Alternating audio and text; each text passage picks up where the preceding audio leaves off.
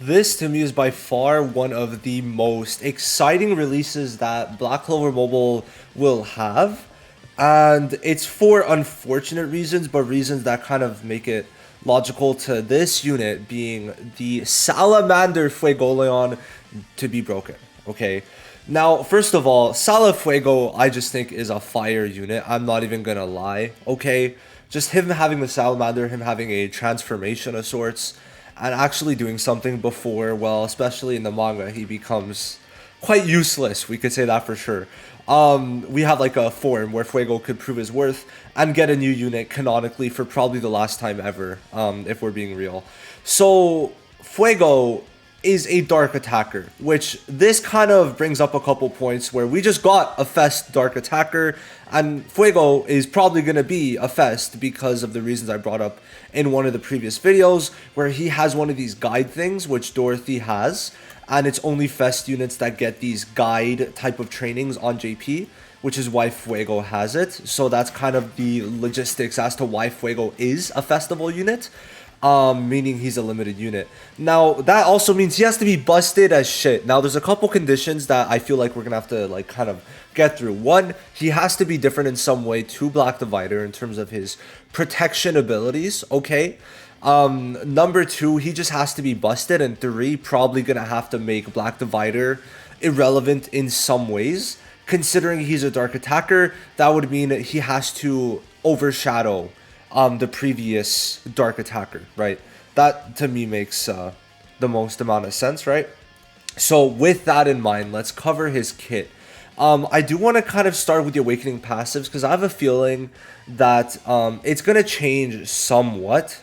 Okay, at least somewhat. I don't know, but the fact that it's giving immortality like this, it's just waiting to be countered by Black Divider. So either the skill page adds invulnerability or this gets changed. I don't know how else they do it, but one thing that we could kind of say for sure is Black Divider, how he is countered is by immortality already being on the person.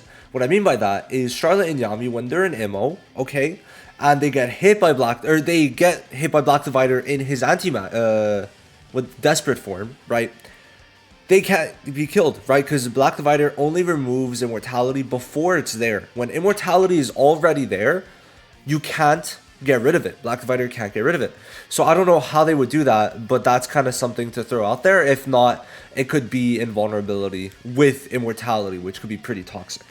Now, his main thing is his passive giving him Salamander's Flame, which is a damage reduction and lifesteal buff.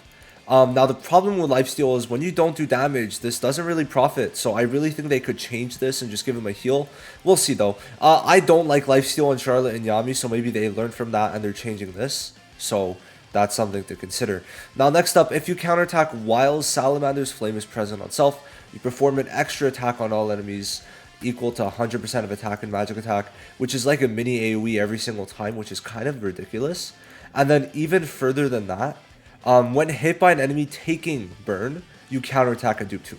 So this guy does need to be maxed out from what it seems. No brainer, it's a Fest unit.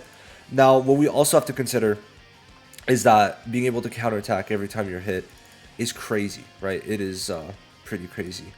Yeah, I mean, that's why you're going to want to put burn on everyone, which also means Mera Leona with Fuego is going to be a tremendously good unit. Now, but beyond that, right, what we could see is that for the combo, it's really good because you put one burn, and if you have Salamander's Flame, which you have for the first 2 turns and onwards, we're going to talk about, you put an extra 2 burns. So 3 burns immediately, which is very, very, very good. And that's actually going to play in very well. So let's continue on. Skill 1, you taunt an enemy just outright and when counterattacking, which means AoE taunt. If this guy gets protection, he's going to AoE taunt. No one's going to be able to hit him, but he's going to stop supporters and healers from doing their thing, which is amazing. Because as long as the taunt's there, even if you have protection on yourself, you're going to be applying this, right? And then if you counterattack without Salamander's Flame present, which happens here, right? So it's just a single target counterattack, you re-get it for 2 turns. So pretty much you're always going to have it. And that's going to be really good because this damage reduction is going to stop you in a lot of cases from falling into MO range if you have lifesteal. So he's going to be pretty self-sustaining. And then his skill 2 gives a 40% damage increase per burn. And then also, if the enemy you attack has burn, you inflict burn on the left and right. Which I don't think is too crazy. I would have liked it to be AoE or something. It's a neat mechanic. I don't know. It doesn't really seem that crazy. Like, he doesn't have insane ways of AoE applying burn. So, you know, there definitely is that. Now the alt AoE, all attack increase, HP recovery increase, and then applies burn AoE. Okay, I stand corrected. So he does have an AoE burn. That does actually make him much better, especially with Mario, because these two are going to be able to apply a lot of burns and pretty much get 3 burns all the time, which therefore also makes his skill 2 much stronger. So you're probably going to start with the AoE, because all attack increase, and you put the burn, and then the skill 2 is going to do extra damage, especially with the Leona. So he has built-in damage reduction, AoE counterattack, AoE damage, all attack increase, which means you're going to want to build him full magic attack to make use of this. We don't know the rest of his kit, right? That's the main thing that I kind of want to preface. But what we can talk about is kind of what this should be. And to me, the Grimoire passive, you guys let me know what you think. But I think that if they make his defensive mechanics good, well, this Grimoire passive, to me, is going to be, I think, you get 50% all attack, just outright at max dupe if you have Salamander's Flame active. And then you have a built-in 30% magic attack increase. I think that's what it's going to be. That's my guess, okay? I was actually not shown, okay, I was not shown what the skill page is going to be. At least yet, hopefully I will soon. But I really think it's going to be that.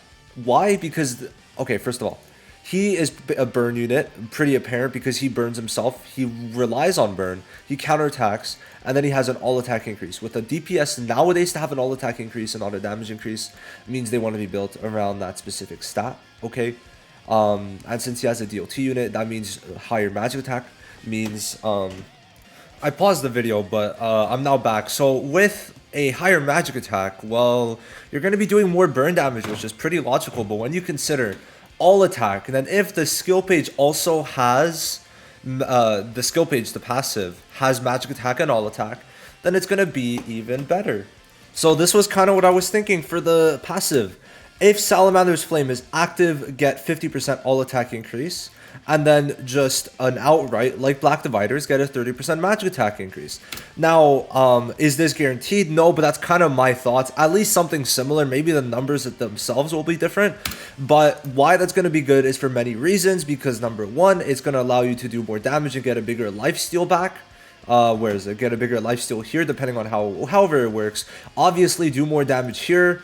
Then also the burns are going to do more when you're able to stack 3 AoE, all attack, right? So all these things together to give you just a giga magic attack unit is going to be very, very, very, very good. That is for sure. Now we could go even further than that and just kind of check one more thing about Fuegoleons and just check their high magic attack, right? So up to this point, we could see that Fuegos have been looking like not that bad in terms of stats. These are really good stats nowadays even, okay? He's one of the highest to date, which is kind of insane. So, you know, we could hope for similar stats, but I would like Fuego to be quick. I really do think this Fuego does need to be quick, and if he is, he could be pretty good. But yeah, no, Fuego should be good. I just kind of wanted to get into like some extra parts about his kit, but I really think this is going to be either protection or invulnerability. But to be different, they have to either change how immortality works or make this invulnerability, right? If this changes, then maybe this could be protection to stop immo removal. So we'll see. We'll see how it works. But Fuego is coming. All right, he should be... The GOAT should be on the 30th, 31st, I think. Either the 20... Okay, no. It's either Tuesday or Thursday, so it's either the 29th or the 31st. We'll see what day it is, but that's basically it. You guys let me know what you think of Fuego. Do you think they're going to change certain parts of his kit? Do you think that what I mentioned, especially with this, is it going to be true for the skill page? You guys let me know. I'll see you guys in the next one. Bye-bye.